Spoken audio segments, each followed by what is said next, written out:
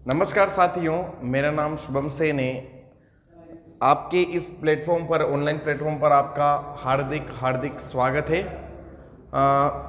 अपनी इस पहली वाली वीडियो में जो सिलेबस डिस्कस की बात थी तो मैंने करी, अच्छे से करी, पूरी तरह से कि हम क्या क्या पढ़ाएंगे, कितना पढ़ाएंगे और कितनी क्लासों में आपकी क्लास हो जाएगी, सारी चीज़ें मैंने इसमें डिस्कस कर लिया आपकी। तो सबसे महत्वपूर्ण बात ये होती है कि उस सिलेबस को आप ऐसा करें कि एक कॉपी में लिखें पहली बात, और उन कॉपी में लिखकर अपने बोर्ड पर जब भी आप स्टडी करते हैं उसको लेके चलें कि इतने चैप्टर मुझे कवर करने ही है। यदि मेरे ये इसमें से इक्का दुक्का भी या फिर 2-3 चैप्टर यदि स्किप हो गए तो दिक्कत हो जाती है। ठीक है, परीक्षा में आप एग्जाम में कम स्कोर कर पाते हैं, तो इसलिए जो आपका सिलेबस है उसको लेके चले। मेनली देखो क्या होता है कि व्यापम ने जो सिलेबस दे रखा है अपनी साइट पे, वो वैसा नहीं दे रखा जैसा कि वो एग्जाम में क्वेश्चन पूछता है। उसने कुछ अलग अलग ही छोटे मोटे इसमें अलग अलग करके बता दिया है, लेकिन जो क्वेश्चन आते हैं मेनली वो अच्छे से आते हैं। सिलेबस में जाए तो उनके सिलेबस के अकॉर्डिंग वो नहीं चलते। ठीक है, तो एग्ज़ाम जो हो रही है तो मैंने जो बताया सिलेबस उसके अकॉर्डिंग होगी और उसके अनुसार ही आपके एग्ज़ाम में क्वेश्चन बनेंगे। ठीक है, तो मुझे लगता है कि ये बात आपको समझ में आ गई होगी। आज आपके इस वीडियो में आज अपन अपनी केमिस्ट्री की जो पहली क्लास है उसके बारे में चलेंगे। जो केमिस्ट्री कहाँ से शुरू हुई है, किस तरह से आया हुआ है, ठीक है, ये सारी चीज़ें अपन डिस्कस करेंगे। छोटी मोटी बातें, पदार्थ क्या होता है, किस तरह से निकला है, ये सारी बातें आपकी इस लेक्चर में आपको पूरी पूरी प्रोवाइड की जाएगी। और मेरे हिसाब से आप जो तैयारी कर रहे हैं वो शुरू हो जाइए, लगातार पढ़ते रहिए, कंसिस्टेंसी रखिए। जब तक कंसिस्टेंसी नहीं बनी रहेगी तब तक आपका सिलेक्शन थोड़ा सा मुश्किल होता है। ठीक है, तो थोड़ा मेहनत करिए, अपने आप पर थोड़ा सा विश्वास रखिए और मेरे पे विश्वास रखिए। ठीक है, तो आशा करता हूँ कि आपको पहला वाला वीडियो समझ में आ गया होगा। तो आज जो अपन पढ़ेंगे, आज अपना लेक्चर जो चलेगा वो अपनी पहला ही लेक्चर एक तरह से केमिस्ट्री जो अपन शुरुआत कर रहे हैं। तो सभी को स्वागत है, और जो भी तैयारी करना चाहता है उनके सबके साथ आप शेयर करना। ठीक है, चलो बढ़ते हैं।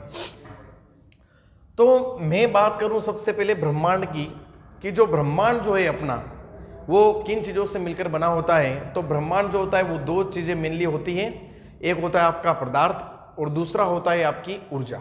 ठीक है, तो इधर चलूँ मैं कि भैया ब्रह्मांड जो है आपका बेटा, है ना, ब्रह्मांड यूनिवर्स जो है आपका, ये यूनिवर्स जो है वो काई से मिलकर बना हुआ है। वो बना हुआ है एक तो आपका पदार्थ से और दूसरी है आपकी ऊर्जा। ठीक है, एनर्जी, जिसे इंग्लिश में बोलते हैं एनर्जी। ठीक है, एक होगा क्या पदार्थ और दूसरी होगी ऊर्जा। ये पूरी अपना ब्रह्मांड जो अपना पूरा चलता है ये मिलकर बना होता है। ठीक है, तो उसमें पदार्थ में जो आप पढ़ते हैं मेनली जो केमिस्ट्री जो है आपकी वो यहां से शुरू होती है, पदार्थ से। पदार्थ, ठीक है, मेटर, इसके बारे में आपको पढ़ना होता है। और जो ऊर्जा जो है, ऊर्जा एनर्जी, उसको आप पढ़ते हैं आपकी फिजिक्स में। किसमें? मेनली ऊर्जा की सारी बातें, अधिकतम मोटे मोटे तौर पर जितनी भी बातें हैं वो आप फिजिक्स जैसे विषय में पढ़ते हैं। और जो पदार्थ और मैटर की बात होती है वो आप पढ़ते हैं आपके केमिस्ट्री में। ठीक है, ये बात बहुत सिंपल है, आपको समझ में आ रही होगी। जो ब्रह्मांड है आपका पदार्थ और ऊर्जा से मिलकर बना होता है। छोटी सी बात है जो आप 9 से पढ़ के आए हुए हैं। ठीक है, चलो आगे बात करें अपने पदार्थ की। मेनली जो पदार्थ जो है आपका, कि जो पदार्थ जो होता है वो क्या है, कि देखो बेटा, पदार्थ ऐसी वस्तु है, ऐसी चीज है जो अपना कोई एक स्थान घेरती है या फिर अपना कुछ भार रखती है। वो हर वो चीज जो अपना कुछ स्थान रखती है और अपना कुछ भार रखती है तो वो क्या कहलाएगी? पदार्थ कहलाएगा, वो मैटर कहलाएगा। ठीक है, मतलब पदार्थ की एक डेफिनेशन हो गई छोटी सी, अपना कुछ स्थान रखती है, अपना कुछ स्थान रखती है। ठीक है, छोटी मोटी बातें हैं जो आपको पता है होती है। वैसे अपना कुछ स्थान रखती है, वह कुछ जगह घेरती है, वो कहलाता है पदार्थ। कुछ जगह ऑक्यूपाई करती है और घेरती है। ठीक है, ये पदार्थ की एक छोटी सी डेफिनेशन जो आपके एग्जाम में नहीं पूछी जाएगी, लेकिन आपको पता होना चाहिए कि कोई भी आपको पूछ ले कि केमिस्ट्री पढ़ रहे हो तो पदार्थ की एक डेफिनेशन बता दो मुझे तो अपना कुछ स्थान घेरती है और कुछ जगह रखती है, तो वही क्या कहलाती है? पदार्थ कहलाता है। ठीक है, anything which occupy mass and space, this is called matter. ठीक, इंग्लिश में ऐसा बोलते हैं। आगे बात करें पदार्थ से कि भाई साहब जो पदार्थ जो है आपका वो अलग अलग प्रकार से डिवाइड किया गया है केमिस्ट्री में इसको। तो ये जो पदार्थ है आपका बेटा, ये पदार्थ आपको दो तरह से मिलेगा। एक है आपका भौतिक रूप से, है ना, एक जो पदार्थ जो है आपका पदार्थ वो दो चीजों से डिवाइड है आपका। एक हो गया बेटा आपका भौतिक रूप से, जिसे इंग्लिश में कहते हैं फिजिकल, और दूसरा है आपका रासायनिक रूप से। क्या है बेटा? भौतिक एवं रासायनिक रूप से। ठीक है, बहुत सिंपल बात है, समझ में आ गई होगी। एक भौतिक और दूसरा रासायनिक, इसे इंग्लिश में बोलते हैं physical and second one is chemical. ठीक है, एक होता है physical and second one is chemical. Okay, तो भौतिक रूप से भी जो डिवाइड है 3 में डिवाइड है। कितने में बेटा? 3 में डिवाइड होता है आपका, 3 में डिवाइड होता है। और ये 3 जो है 3 आप देखेंगे कि पहला जो है आपका वो कौन सा है? पहली जो होता है भौतिक रूप से इसे बोलते हैं अपन ठोस। क्या बोलते हैं? ठोस। दूसरा है आपका द्रव्य and last one is gas. ठीक है, हाँ, तो आपके पास सॉलिड, इंग्लिश में कहते हैं इसे सॉलिड, दूसरा है आपका liquid and last one is gas. ठीक है, तो भौतिक रूप से आपको पदार्थ को 3 तरह से डिवाइड किया गया है। एक है आपका ठोस, द्रव्य एवं गैस। ठीक है, ठोस, द्रव्य एवं गैस। एंड रासायनिक रूप से अलग अलग तरीके से 2 तरह से डिवाइड किया गया है। एक है आपका, एक है इधर, एक मिनट, रासायनिक रूप से आपको 2 तरह से डिवाइड किया गया है। एक है आपके शुद्ध पदार्थ, है ना, जिसे इंग्लिश में कहते हैं प्योर, एवं एक और है आपका अशुद्ध पदार्थ। ठीक है, जिसे मोटे मोटे तौर पर आप मिश्रण भी कह सकते हैं, मिश्रित भी कह सकते हैं। ठीक है, चलो, तो ये हो गया आपका पदार्थ कि इसे इंग्लिश में कहते हैं प्योर को, अपने हिंदी में इंग्लिश में कहते हैं प्योर, शुद्ध को। ठीक है, तो सबसे पहले बात करें आप ठोस की। पहले मैं मोटे मोटे तौर पर ये बता दूं आपको, फिर अपन ठोस, द्रव्य, सारी तत्व, एलिमेंट, सारी चीजों के बारे में बात होगी अपनी अच्छी तरह से। ठीक, तो जो शुद्ध पदार्थ है आपका, प्योर पदार्थ, ये भी फर्दर 2 में डिवाइड होता है। ठीक है, ये भी फर्दर आपका 2 में डिवाइड होता है। एक हो गया आपका, एक है तत्व, जिसे इंग्लिश में कहते हैं एलिमेंट, एंड सेकंड जो है आपका यौगिक, जिसे इंग्लिश में कहते हैं कंपाउंड। क्या कहते हैं भाई? एक हो गया आपका element and second one is compound. ठीक है, यौगिक। इन दोनों चीजों के बारे में अपन अच्छे तरह से डिटेल से आगे पढ़ेंगे। ठीक, चलो नेक्स्ट आगे है आपका अशुद्ध जो मिश्रण पदार्थ है, वो भी 2 प्रकार से आपका डिवाइड किया गया है, 2 प्रकार से विभाजित किया गया है इसको। और ये जो है आप देख रहे हैं, ये जो होता है ये 2 में है, मिश्रण जिसे कहते हैं अशुद्ध, तो ये आपके 2 में डिवाइड होता है। और ये है आपका पहला कि जैसे एक को कहते हैं अपन मिश्रण में, एक होता है समांगी मिश्रण, है ना, और दूसरा होता है आपका विषांगी मिश्रण। ठीक है, ये बात मुझे लगता है आपको समझ में आ गई होगी। ठीक है, समांगी को इंग्लिश में कहते हैं आपका होमोजेनियस मिक्सचर। कौन सा मिक्सचर? होमोजेनियस। ठीक है, होमोजेनियस मिक्सचर, ये मिक्सचर का। ठीक है, और इसको कहते हैं अपन हेट्रोजीनियस।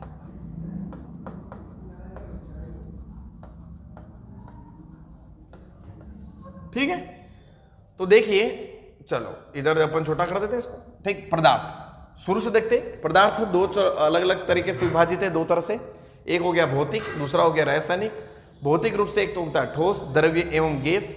रासायनिक रूप से बात करूं तो शुद्ध, अशुद्ध, जिसे मिश्रण पदार्थ भी बोलते हैं। ठीक, अशुद्ध जो हो गया उसको तत्व, और दूसरा है आपका यौगिक, जिसे इंग्लिश में कहते हैं element, and second one is यौगिक को कंपाउंड बोलते हैं। ठीक, नेक्स्ट है अशुद्ध। अशुद्ध भी क्या होता है? 2 में डिवाइड होता है, मिश्रण भी 2 में डिवाइड होता है। समांगी मिश्रण होता है, जिसे होमोजेनियस मिक्सचर कहते हैं। एक होता है हेट्रोजीनियस, ये विषांगी।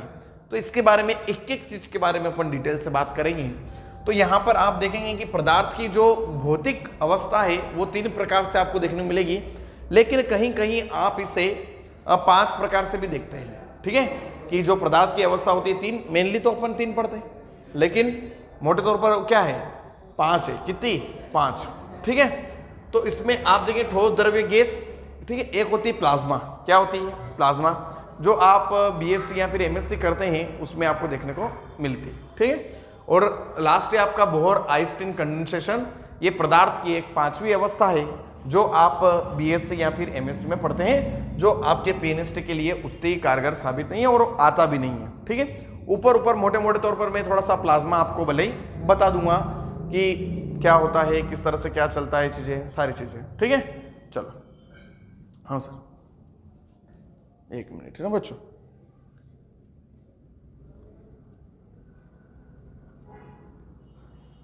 ठीक, चलो।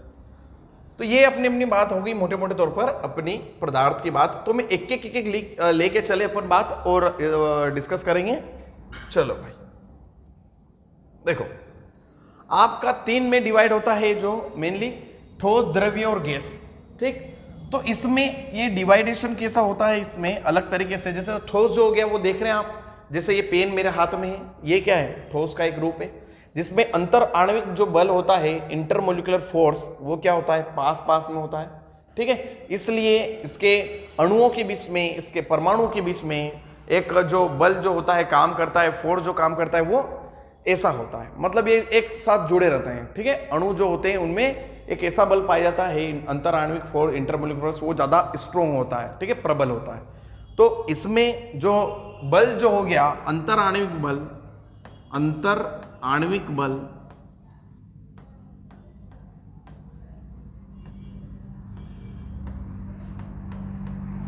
वो क्या मिलता है? ज्यादा मिलता है। ठीक है, क्या मिलता है? ज्यादा, अधिक होता है। क्या होता है भाई? अधिक। ठीक है, ये बात इतनी सी छोटी सी बात है। ठीक है, आगे बढ़ते हैं। ठोस का जो आपका आयतन जो होता है, ठोस का आयतन हो गया, या फिर मोटे मोटे तौर पर दूसरी बात आकार हो गया, वो क्या होता है? एक निश्चित होता है। ठीक है, ये छोटी मोटी बातें हैं जो आपको शुरू से ही पता है। ये क्या है? शुरू से ही आपको पता है और इसमें डबल जाने की मुझे जरूरत नहीं है।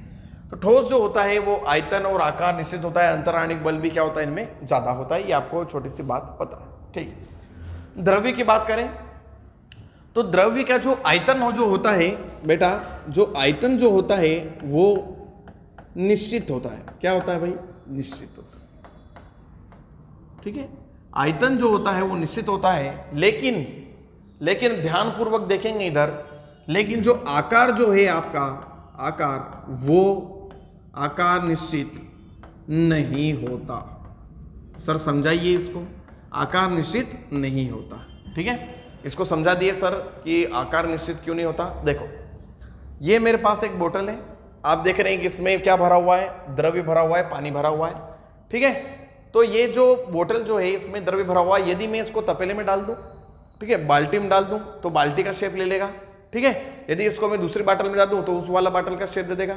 ठीक, तो जो इसका आकार जो होता है वो निश्चित नहीं होता है आपके द्रव्य का। किसका? द्रव्य का। ठीक है, चलो आगे बात करते हैं। आपकी गैस, आपकी जो गैस है उसका ना ये आकार सही होता है ना आयतन सही होता है, ऐसा कुछ चलता नहीं है। ठीक है, सारी चीजें इसमें क्या होती है?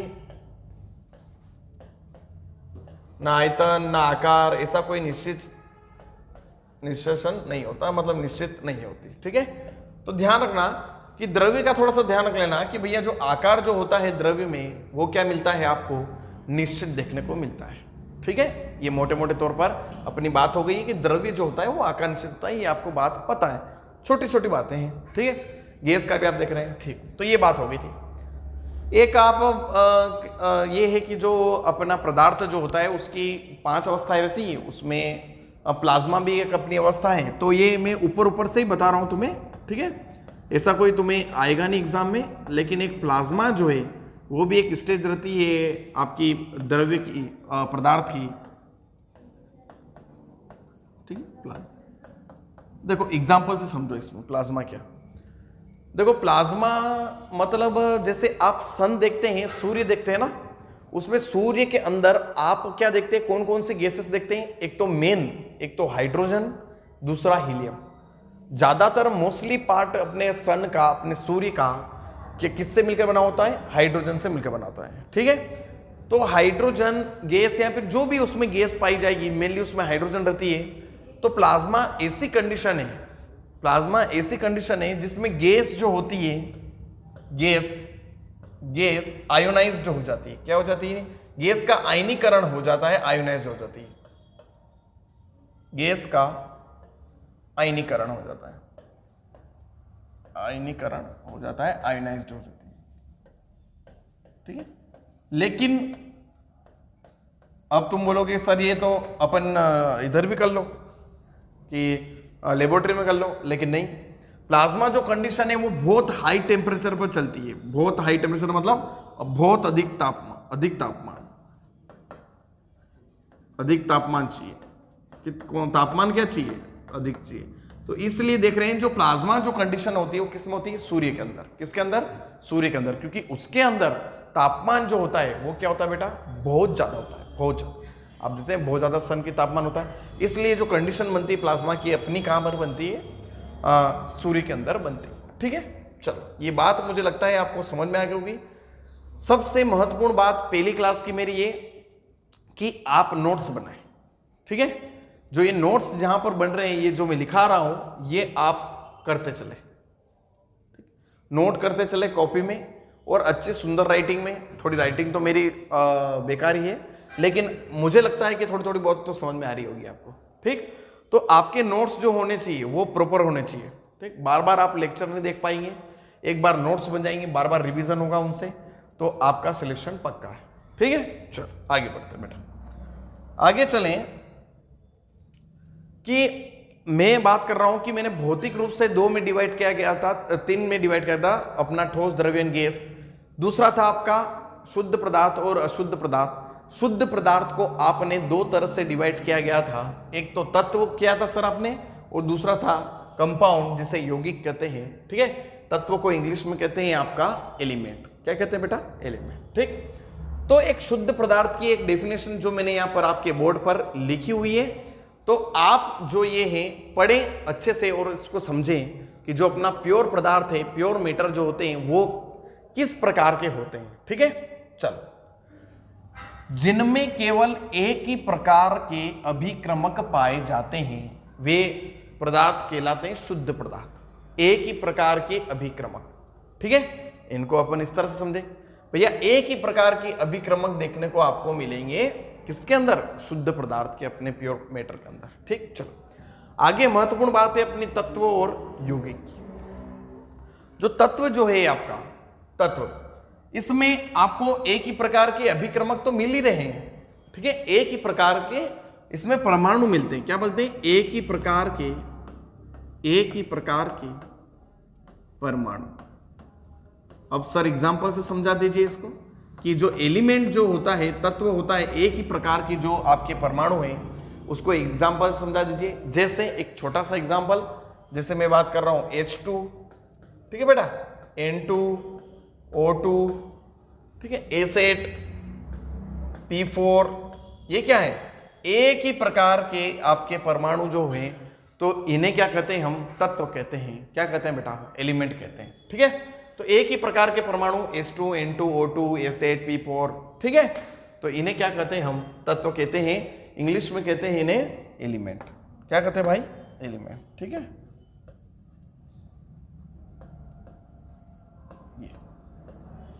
ठीक है, एलिमेंट कहते हैं।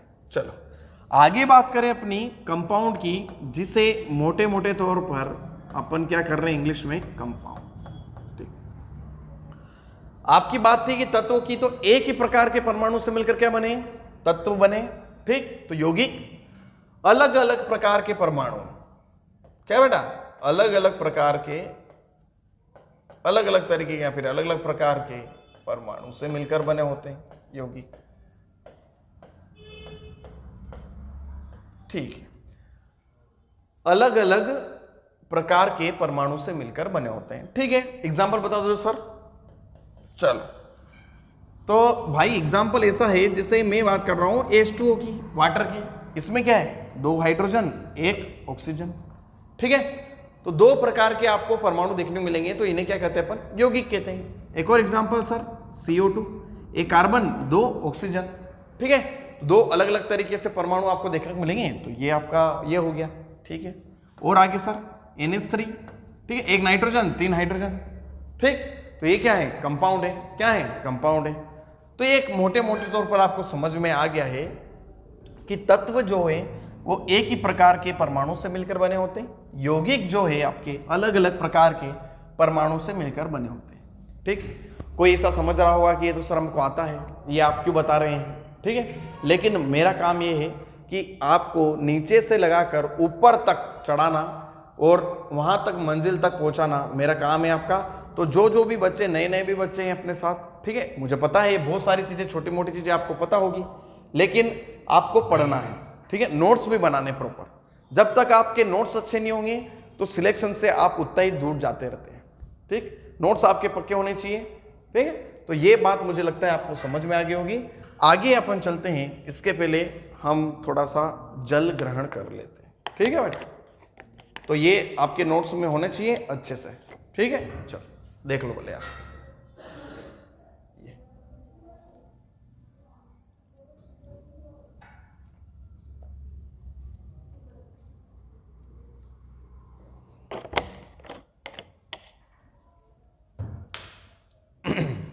चलो भाई नेक्स्ट है आपके अशुद्ध पदार्थ। अपन ने अशुद्ध पदार्थ और एक और इसे बोलते हैं अपन मिश्रण। क्या बोलते हैं भाई? मिश्रण, है ना, मिश्रित पदार्थ या फिर मिश्रण, ठीक है। जो शुद्ध पदार्थ हैं उन्हें आप अपन ने क्या कैसे डिवाइड किया गया था? मतलब अपन ने नहीं, पहले से डिवाइड है, ठीक। तो अशुद्ध पदार्थ मिश्रण दो तरह से, एक समांगी, दूसरा भाई विषांगी, ठीक है। तो अशुद्ध पदार्थ ऐसे पदार्थ जिनमें एक से अधिक प्रकार के अभिक्रमक भार के किसी भी अनुपात में उपस्थित हो। बहुत अच्छी डेफिनेशन, बहुत बढ़िया डेफिनेशन। भार के किसी भी अनुपात में उपस्थित हो ऐसे अभिक्रमक क्या कहलाते हैं? अशुद्ध पदार्थ कहलाते हैं, मिश्रण कहलाते हैं, ठीक है। जो भार होना चाहिए वो अलग अलग तरीका का देखने को मिलेगा, ठीक। चलो इसको और अच्छी तरह समझाइए सर। देखो, इसको समझने के लिए आपको दो टर्म जो है आपकी, एक है बेटा समांगी और दूसरा है आपका विषांगी, ठीक है। तो एक है आपका समांगी और दूसरा है आपका विषांगी। तो इसको आपको देखना है कि समांगी जो है इसे इंग्लिश में कह रहे हैं, क्या कह रहे हैं बेटा? होमोजीनियस। क्या कर रहे हैं? होमोजीनियस मिक्सचर, ठीक है। और इसे कह रहे हैं अपन इंग्लिश में हेट्रोजीनियस मिक्सचर। बहुत जल्दी मेरे तो चश्मा लगने वाला है बोर्ड के चक्कर में, ठीक। चलो, तो समांगी को समझने के पहले एक एग्जांपल समझते हैं। छोटा सा एग्जांपल लेते हैं। अपन ने लिया एक तपेला, धामो, अरे धामो बोलते हैं, मालवा क्षेत्र में तो भाई अपन धामा ही बोलते हैं, ठीक है। तो ये है आपका बीकर। क्या है? बीकार, अपन धामो लिख देता हूं मैं तो, धामा, ठीक है। तो अपन ने लिया धामा, जिसे अपन बोलते हैं बीकर, इंग्लिश में कहते हैं बीकर। तो अपन ने इसमें लिया पानी, इसमें पानी, जल ले लिया, अभी निकाल देते, इसमें जल भर देते अपन, ठीक है। ये अपन ने भरा जल, मतलब वाटर, ठीक है भाई, वाटर भरा और उसमें अपन ने डाला NaCl। क्या डाला? NaCl मतलब सोल्ट, NaCl, ठीक है। और यहाँ तो NaCl ने डालकर अपन डाली शुगर। क्या डाली? शुगर, ठीक है। शुगर मतलब शक्कर, ठीक है। तो समांगी मिश्रण में आप देखते हैं कि एक बीकर में आपने NaCl डाला, शुगर डाली, तो मैं मान रहा हूं कि मैंने शुगर डाल दी एक बीकर में, जो पानी है मैंने उसको घोल दिया, ठीक है। तो मैं ऐसा देख रहा हूं कि जो ये इसके अभिक्रमक जो हैं NaCl और शुगर के, वो पूरी तरह से सर्वत्र एक समान पूरे मेरे पानी में घुल चुके हैं, ठीक है। मैं कहीं से भी उठा के, जैसे मग लिया मैंने और उठाया और पिया, तो मुझे ऐसा नहीं लगेगा कि भैया ऊपर ऊपर क्या है, अच्छा मीठा आ रहा है, नीचे से खारा आ रहा है, ऐसा कुछ लगेगा क्या? नहीं, ठीक है। यदि मैंने शुगर डाली, केवल शुगर की बात कर रहा हूं, ठीक है।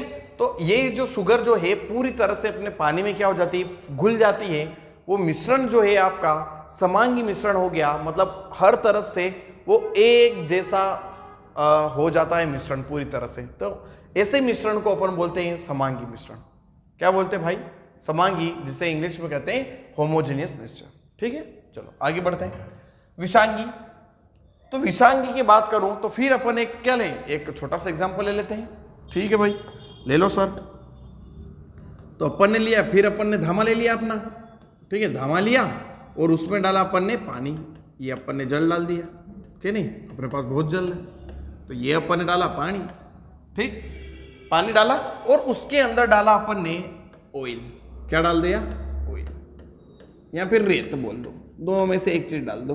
ठीक है, तो ऑयल जैसे ही अपन ने डाला उस मिश्रण में आप देखते हैं कि विषांगी मिश्रण में जैसे ही अपन ने ऑयल और रेत डाली, ऑयल और रेत डाली, तो उसमें आपको देखने मिलेगा जो ऑयल जो होता है यदि डालूं मैं उसमें, तो पानी के ऊपर तैरता है। कि नहीं, है ना, कैसा तो नहीं कि वो घुल जाता है पूरी तरह से। तो आप ऐसा मिश्रण देख रहे हैं कि जिसमें यदि मैं इसको टिल्ड करूं, टेढ़ा करूं बर्तन को, तो बाहर क्या फेंक सकता हूं? ऑयल फेंक सकता हूं कि नहीं, बाहर निकाल सकता हूं आसानी से, ऊपर की परत पे जमा हुआ है। उसी तरह से यदि मैं उसमें रेत डालूं तो रेत को भी मैं अलग अलग कर सकता हूं, पानी और रेत को बाद में भी। तो ऐसा मिश्रण जिसमें वो मिश्रण जो है पूरी तरह से घुला नहीं है, हम उस मिश्रण को अलग अलग कर सकते हैं। ऐसा मिश्रण बच्चों कहलाता है विषांगी, जिसे कहते हैं हेट्रोजीनियस कंपाउंड। क्या बोलते हैं? हेट्रोजीनियस मिक्सचर बोलते हैं। क्या बोलते हैं? Heterogeneous mixture. ठीक है, तो आप ये देख सकते हैं कि आप समझ चुके हैं, कंपोजिशन जो होता है उसका सेम रहता है, इसमें जो कंपोजिशन जो होता है वो अलग अलग होता है। मैं लिख देता हूं, कंपोजिशन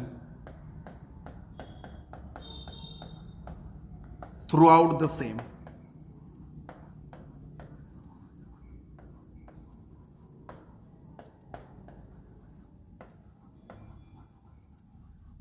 ठीक है, और उसमें क्या होता है? कंपोजिशन डिफरेंट होता है, अलग अलग होता है। बस ये छोटी सी बात है जो आप 9 से पढ़ते आ रहे हैं। ठीक है, ये छोटी मोटी बातें जो आप 9 से पढ़ के आ रहे हैं, लेकिन आपको पता होना चाहिए कि ये अशुद्ध पदार्थ ऐसे पदार्थ जिसमें एक ही प्रकार के अभिक्रमक भार के अनुसार किसी भी अनुपात में उपस्थित हो, दो तरह से डिवाइड किया गया है, समांगी, दूसरा विषांगी। ठीक है, एक होता है होमोजेनियस, दूसरा होता है आपका हेट्रोजेनियस। ठीक है, तो ये आपके मुझे लगता है आसानी हो गई होगी समझने में। ठीक, आगे बढ़े भाई, चलो आगे बढ़ते हैं। आगे बात करें मेनली कि आपके इलेक्ट्रॉन, प्रोटॉन और न्यूट्रॉन की थोड़ी छोटी मोटी बातें कर लेते हैं। ठीक है, किन किन चीजों से ये मिलकर बने होते हैं। ठीक, फिर अपनी कल की क्लास में बात होगी मोल कैसे बनते हैं, कैसे क्वेश्चन आते हैं मोल से, ये सारी चीजें डिस्कस। दो धीरे से उठा रहा हूं मैं तुम्हें, है ना, बेसिक से उठा के मैं तुम्हें मंजिल तक पहुंचाऊंगा, ये मेरी गारंटी। लेकिन आपके ऊपर भी निर्भर करता है। देखो मार साहब का तो ये ऐसा होता है कि वो 20-30% अपना ज्ञान दे देते हैं, 70 से 80% जो मेहनत करता है वो बच्चा करता है, वो सिलेक्शन ले लेता है। जिस बच्चे ने मेहनत की होगी, जिसने अच्छा पढ़ा होगा, क्वेश्चन लगाए होंगे बहुत सारे अलग अलग प्रकार के, न्यूमेरिकल भी लगाए होंगे, थ्योरेटिकल भी लगाए होंगे, तो वो बच्चा सिलेक्शन लेके चल जाता है। ठीक है, और जो बच्चे 2-3 साल से तैयारी कर रहे हैं, ठीक है, तो उन्हें भी कोई डीमोटिवेट नहीं होना है इस तरह से, है ना। टाइम लगता है, देखो सिलेक्शन लेने में टाइम लगता है। मैं भी कोटा में रहा हूँ, मुझे भी पता है कि किस तरह से बच्चे डीमोटिवेट हो जाते हैं, किस तरह से क्या सारी चीजें आती है, देखो, है ना। तो अपने को क्या करना है, डीमोटिवेट नहीं होना है। किसी का रह जाता है, किसी के साल नहीं होता है, किसी का हो जाता है। ठीक, तो ये सब चीजें चलती रहती है। तो मेहनत करना है अपने को, खुद मोटिवेट रहना है और दूसरों को भी मोटिवेट करते रहना है। ठीक है, चल। तो सबसे एक छोटी सी बात, इलेक्ट्रॉन की बात करूं मैं, जो इलेक्ट्रॉन जो है आपका किन किन चीजों से मिलकर, मतलब जो इलेक्ट्रॉन है वो बाकी सब चीजें इसमें एटॉमिक स्ट्रक्चर में, परमाणु संरचना में बात होगी, लेकिन ये किन किन चीजों से मिलकर बना होता है, भार क्या होता है, ये सारी चीजें मैं बात करूंगा। ठीक है, चलो एक सिंपल सा एक एग्जांपल ले लेता हूं आपके सामने, जैसे कार्बन है ना। कार्बन अपने पास एक सिंपल एग्जांपल है। तो कार्बन जो है, कार्बन को मैं यदि नीचे लिखूं तो नीचे इसका क्या लिखता हूं मैं, नंबर लिखता हूं सर, और ऊपर में सर भार लिखता हूं। ठीक है, मतलब जो 6 नंबर जो है, ये 6, इसे मैं किससे डिनोट करता हूं, Z से, और जो भार जो है सर मैं इससे डिनोट करता हूं A से। ठीक है, जो भार जो होता है उसको डिनोट करते हैं A से, और जो अपना नंबर जो होता है उसको किससे डिनोट करते हैं बेटा, Z से। ठीक है, तो नीचे वाला क्या होता है, नंबर,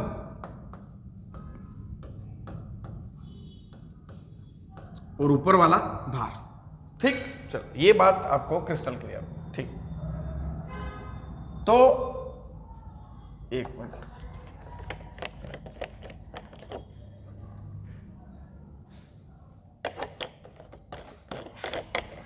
गला बहुत सूख रहा है ना, सर्दी वर्दी हो गई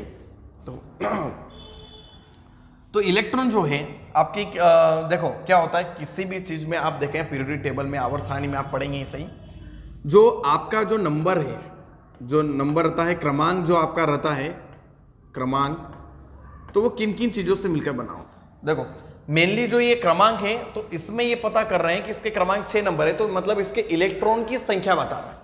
किसकी बता रहा है भाई? इलेक्ट्रॉन की संख्या। मतलब जो नंबर होता है वो इलेक्ट्रॉन के बराबर, किसके बराबर भाई? इलेक्ट्रॉन के बराबर। और इलेक्ट्रॉन और प्रोटॉन की संख्या हर बार क्या होगी बेटा?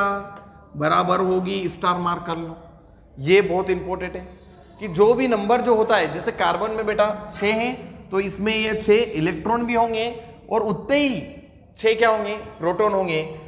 आप ये बात समझ गए होंगे मोटे मोटे तौर पर। जैसे एक छोटा सा एग्जांपल फिर ले लेते हैं अपन, जैसे नाइट्रोजन, नाइट्रोजन का नंबर कौन सा होता है? 7। तो 7 में क्या है? इसके इलेक्ट्रॉन कितने? इलेक्ट्रॉन, तो इसके इलेक्ट्रॉन कितने होंगे नाइट्रोजन में? 7। इसके प्रोटॉन कितने होंगे भाई? ये भी कितने होंगे भाई? 7। ठीक है, मतलब जो इलेक्ट्रॉन जो होता है वही उसकी प्रोटॉन की संख्या होती है। ये बात आपको सुनना है। तो नंबर तो ये हो गया, ठीक है। अब भार की बात कर लो सर, तो भार की भी बात कर लेते हैं। भार जो होता है वो किसके बराबर होता है? आपके न्यूट्रॉन प्लस प्रोटॉन के बराबर होता है। मतलब जो भार जो है वो न्यूट्रॉन प्लस प्रोटॉन के बराबर होता है। ठीक है, तो इसी तरह से यहां पर क्या होगा? ये देखो इलेक्ट्रॉन प्रोटॉन, इसमें 6 है ना, 6 इलेक्ट्रॉन होंगे, 6 प्रोटॉन होंगे। उसी तरह से भार 12 है, तो इसमें क्या होगा? प्रोटॉन की संख्या आपको पता ही है 6, तो भार कितना है टोटल? 12। तो उसमें से 12 यदि 6 माइनस करूं तो कितना आएंगे? 6। तो न्यूट्रॉन और प्रोटॉन क्या होंगे? 6 होंगे, तो ही तो जाके 12 बनेंगे, क्या नहीं? उसी तरह से नाइट्रोजन, नाइट्रोजन का भी सही है 14। इसका 14 कितना होता है? भार होता है भार कितना? 14, 14। ठीक है, तो 7 न्यूट्रॉन प्लस 7 प्रोटॉन। अरे बात समझ में आ गई? ठीक है, बात समझ में आ गई होगी आपको मोटे मोटे तौर पर। चलो एक छोटे छोटे एग्जाम्पल लेके बात करते हैं अपन। आओ,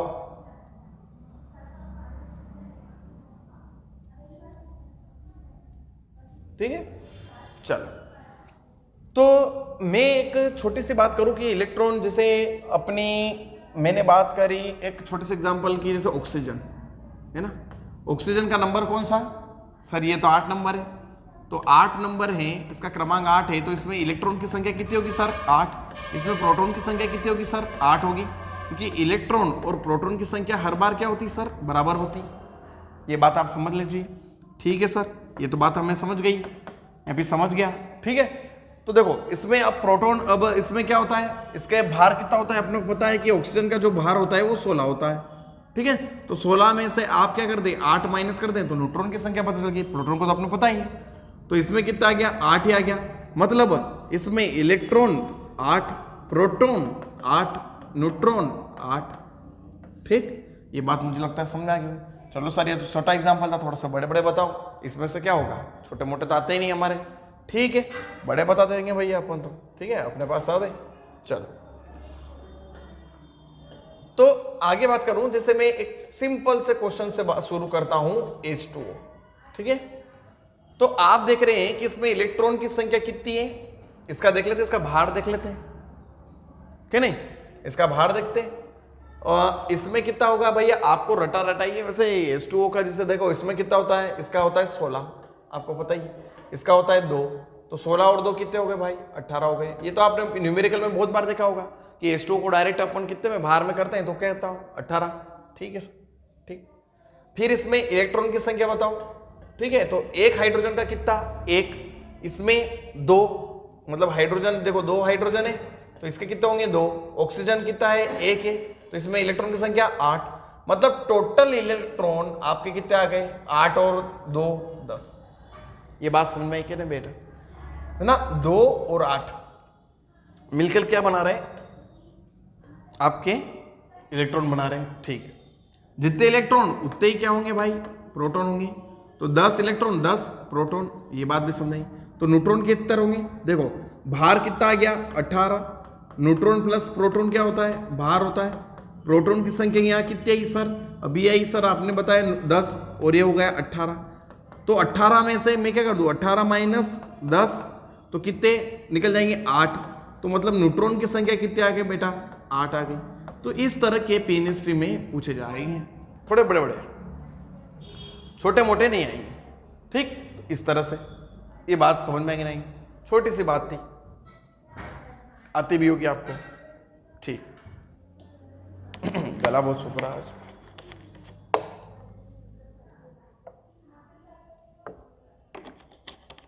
चलो आगे बढ़ते थे, और एग्जांपल कराओ सर, हमारा तो पेट भरा ही नहीं। चलो ठीक है, CO2 है ना, CO2 का कर लेते हैं। देखो अपने को पता है कि ऑक्सीजन जो होता है इसका 16 होता है। ठीक है सर, ऑक्सीजन का 16, ये 16 कर दिया अपन ने। ठीक है, कार्बन का कितना भार होता है सर, आपको पता है 12, तो 2 ऑक्सीजन है, 16 16 तो 32। ठीक है, 32 प्लस 12 तो कितना हो गया ये सर, 44 हो गया सर ये तो। ठीक है, 44 हो गया। ठीक है, तो भार कितना आ गया अपने पास, भार बेटा 44 आ गया। तो ऐसा क्वेश्चन आ जाता है कि निम्नलिखित में से इसमें किसमें न्यूट्रॉन की संख्या बताओ। ठीक है, क्रम बता दो कि किसकी ज्यादा किसकी कम। तो ऐसे क्वेश्चन आपके एग्जाम में पूछे गए हैं पीएनएसटी में। ठीक, चलो भार सर हमने निकाल लिया 44। ठीक है, अब इलेक्ट्रॉन निकाल लो सर आप। इलेक्ट्रॉन निकाला मैंने, तो सबसे पहले इलेक्ट्रॉन निकालने, तो उसमें देखो कार्बन के कितने होते हैं 6 इलेक्ट्रॉन प्लस एक ऑक्सीजन पे 8, तो 2 ऑक्सीजन कितनी 16 बेटा। तो कितने हो गया 16 इसमें इलेक्ट्रॉन आ गए, तो कितने हो गए है ना 22 हो गए। कितने 16 और अपने 6 कितने हो गए 22। तो ठीक है, ये इलेक्ट्रॉन कितने हो गए 22। तो प्रोटॉन की संख्या इलेक्ट्रॉन के बराबर, तो 22 यहां पर भी। ठीक, तो अब बता दो मुझे न्यूट्रॉन की संख्या क्या होगी। न्यूट्रॉन की संख्या के लिए क्या करो सर, ये भार आपने निकाला अभी भार निकाला 44 माइनस आप कर दो 22, तो कितना निकल जाएगा 22। तो न्यूट्रॉन की संख्या कितनी 22, कि नहीं। ठीक है, तो न्यूट्रॉन प्लस प्रोटॉन और ये सारी चीजें आपके सामने हैं। चलो सर आगे और बता दो। देखो आगे और बता देते हैं, फिर अपने के बोल रहे हैं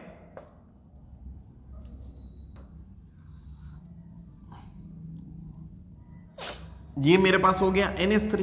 क्या हो गया भाई NH3। तो NH3 का कैसे निकालूंगा, पहले इसका भार निकाल लो। न्यूट्रॉन निकालना है फिर कुछ भी जो भी पूछे। तो भार कितना सर, देखो इसका होता है नाइट्रोजन का 14 प्लस ये हाइड्रोजन कितने हैं भाई 3, तो ये हो गया 17। ठीक है सर, ठीक है आपने बताया अभी। तो अपने इलेक्ट्रॉन की संख्या बताओ टोटल। तो इलेक्ट्रॉन की संख्या मैं बताऊं इसमें, तो इलेक्ट्रॉन की संख्या इसमें कितनी है नाइट्रोजन में 7 प्लस हाइड्रोजन के 3, तो ये हो गए 10, और जितने इलेक्ट्रॉन उतने ही प्रोटॉन, तो 10 ये। ठीक, चलो अब न्यूट्रॉन बताओ। तो न्यूट्रॉन कितने होंगे, देखो भार कितना 17। ठीक है 17 आया, न्यूट्रॉन निकालना है प्लस प्रोटॉन की संख्या 10, तो 10 माइनस 17, सॉरी 17 माइनस 10 तो कितने हो गए 7। तो मुझे न्यूट्रॉन कितने मिल गए बेटा 7 मिल गए। तो ये आपका आंसर आ गया। ठीक है, मुझे लगता है आपको ये बात छोटी सी बातें हैं लेकिन समझ में आ गई होगी। ठीक, तो इस तरह से आप इलेक्ट्रॉन प्रोटॉन न्यूट्रॉन किस तरह से निकालते हैं ये आप बता सकते। ठीक है, चलो और भी एग्जांपल आप कर सकते हैं घर बैठे बैठे। मैं भी आपको देखो रोज रोज होमवर्क भी दूंगा कुछ ना कुछ करने को। ठीक है, जब तक आप मेहनत नहीं करेंगे तब तक तो सिलेक्शन थोड़ा सा दूर होता है। ठीक है, मेहनत करनी पड़ेगी आपको। मैं यदि यहाँ पर मेरा 200% दे रहा हूं तो आपको आपका घर पे जाके 500% देना पड़ेगा। ठीक है, मैं रिकमेंडेड भी करूंगा कोई सी बुक्स कि भैया वो बुक्स लो और क्वेश्चन लगाओ। जितनी ज्यादा क्वेश्चन प्रैक्टिस करोगे उतने सिलेक्शन के पास में जाओ। ठीक, कंपटीशन एग्जाम का ऐसा ही है भाई। ठीक है, कंपटीशन एग्जाम का ऐसा ही है। चल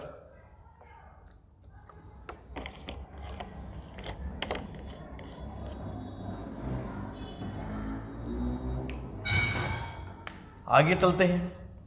अपने पीछे का एक चीज छूट गई है, उसको करते हैं अपन पूरा। चलो इसको कर लेते हैं कि एक एमयू की बात आती है ना, कि एक एमयू कितने बराबर, एक एमयू के किसके बराबर, तो ये सारी चीजें अपन डिस्कस करेंगे। ठीक है, यहाँ पर देखो अपन निकाल रहे हैं एक एमयू, एटॉमिक मास यूनिट, क्या बोलते हैं इसे इंग्लिश में, एटॉमिक मास यूनिट, परमाणु भार इकाई, परमाणु भार इकाई, परमाणिक भार इकाई की बात है। ठीक है सर, बता दो इसको तो फटाफट। चलो भाई, एक एमयू, ठीक है, आपको थोड़ा सा दिक्कत आती होगी कि एमयू एमयू एमयू लिख रहे हैं तो क्या होता है, किस तरह से निकाला जाता है, सारी बात होगी। ठीक है, देखो मैं ले रहा हूं कि कार्बन 12 ले रहा हूं, जो कार्बन 12 ही स्टेबल रहता है, इसलिए समस्थानिक में कार्बन 12, कार्बन 13, कार्बन 14 भी रहता है, तो उसमें सबसे ज्यादा स्टेबल जो होता है वो कार्बन 12 रहता है। ठीक है, तो आप जो कार्बन 12 देखते हैं तो उसमें ये आप ये देखें कि किन किन चीजों से मिलकर बना होता है। ठीक है, तो जो आपका जो कार्बन जो है वो किन किन चीजों से मिलकर बना है, एक तो प्रोटॉन हो गया, कोई से भी चीज किस किन चीजों से मिलता है, प्रोटॉन, न्यूट्रॉन और इलेक्ट्रॉन से मिलकर बना होता है। ठीक है, तो मैं कोई से भी भार की बात कर रहा हूं, इलेक्ट्रॉन का जो भार होता है वो आपको 9.1 10 की पावर -31 लगता है। ठीक है, केजी में बोल देता हूं मैं, तो -31 आप देख रहे हैं कि ये -31 देख लो कितना कम होता है। ठीक है, एक प्रोटॉन का भार आपको पता है 1.67 10 की पावर -24, क्या नहीं इसमें होता है। ठीक, तो ये आपको पता होना चाहिए। न्यूट्रॉन का भी इतना ही होता है। ठीक है सर, बता दो ये आगे। चलो, तो आप देखते हैं कि ये निकलता कैसे, एक एमयू निकलता कैसे, देखो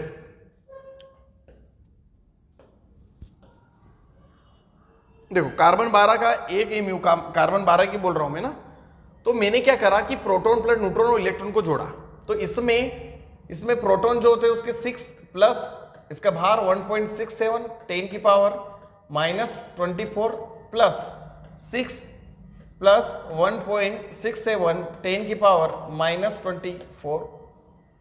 ठीक है भाई, ये मैंने जोड़ दिया। तो मैंने इसमें इलेक्ट्रॉन का जो है एमी उसको क्या कर दिया, नेग्लेक्ट कर दिया, 0 कर दिया। ठीक है, क्योंकि -31 अपने आप में बहुत बड़ा, बहुत छोटी संख्या है, बहुत छोटी, इससे भी छोटी संख्या है, इसलिए। ठीक है, चलो तो इनको मैंने जोड़ा, तो इसमें अपन ने देखा कि 12 प्लस 1.67, इसका कॉमन लिखता हूं मैं 24 है मेरे पास। ठीक है, तो ये मेरे पास क्या आ गई, वह एक एमयू आ गया एक तरह से मोटे मोटे तौर पर। ठीक है, 12 प्लस में लिख रहे हैं उसको।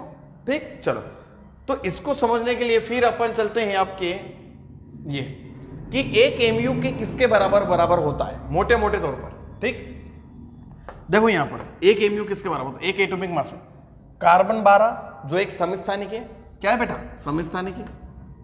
ठीक है, देखो कार्बन 12, कार्बन 13, कार्बन 14 सब होते हैं, उसमें ज्यादा स्टेबल कौन सा होता है, कार्बन 12। इसको क्यों लिया, क्योंकि सबसे ज्यादा स्टेबल है। ठीक है, यदि कुछ भी ले लेते तो दिक्कत आती, इसलिए साइंटिस्ट लोगों ने ये कार्बन 12 लिया।